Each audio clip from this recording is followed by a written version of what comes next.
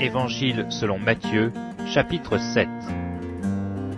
Ne jugez point, afin que vous ne soyez point jugés, car on vous jugera du jugement dont vous jugez, et l'on vous mesurera avec la mesure dont vous mesurez.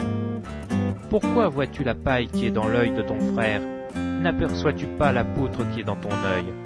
Ou comment peux-tu dire à ton frère, laisse-moi ôter une paille de ton œil, toi qui as une poutre dans le tien?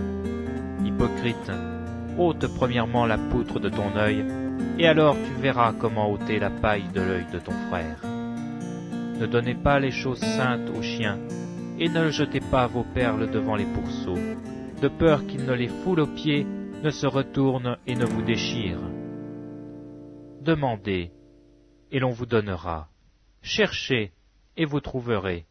Frappez, et l'on vous ouvrira. Car quiconque demande reçoit.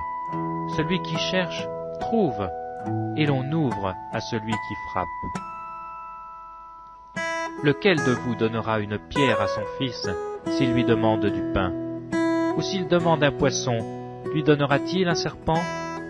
Si donc, méchants comme vous l'êtes, vous savez donner de bonnes choses à vos enfants, à combien plus forte raison votre Père qui est dans les cieux vous donnera-t-il de bonnes choses à ceux qui lui demandent?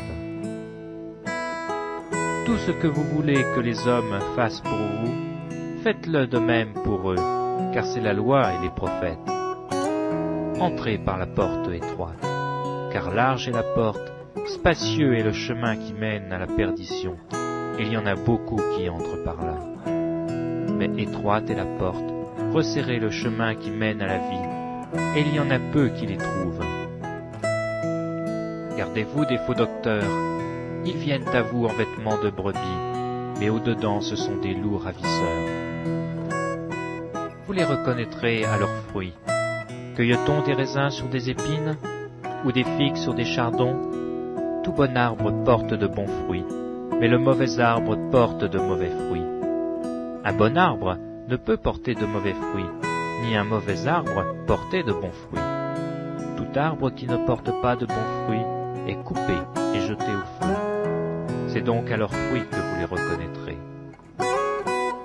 Ceux qui me disent « Seigneur, Seigneur » n'entreront pas tous dans le royaume des cieux, mais celui-là seul qui fait la volonté de mon Père qui est dans les cieux. Plusieurs me diront en ce jour-là « Seigneur, Seigneur, n'avons-nous pas prophétisé par ton nom? N'avons-nous pas chassé des démons par ton nom? Et n'avons-nous pas fait beaucoup de miracles par ton nom ?»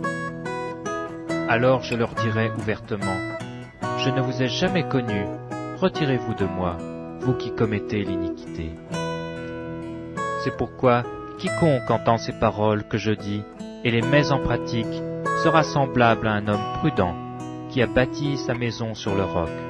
La pluie est tombée, les torrents sont venus, les vents ont soufflé et se sont jetés contre cette maison. Elle n'est point tombée parce qu'elle était fondée sur le roc. Mais quiconque entend ces paroles que je dis et ne les met pas en pratique sera semblable à un homme insensé qui a bâti sa maison sur le sable.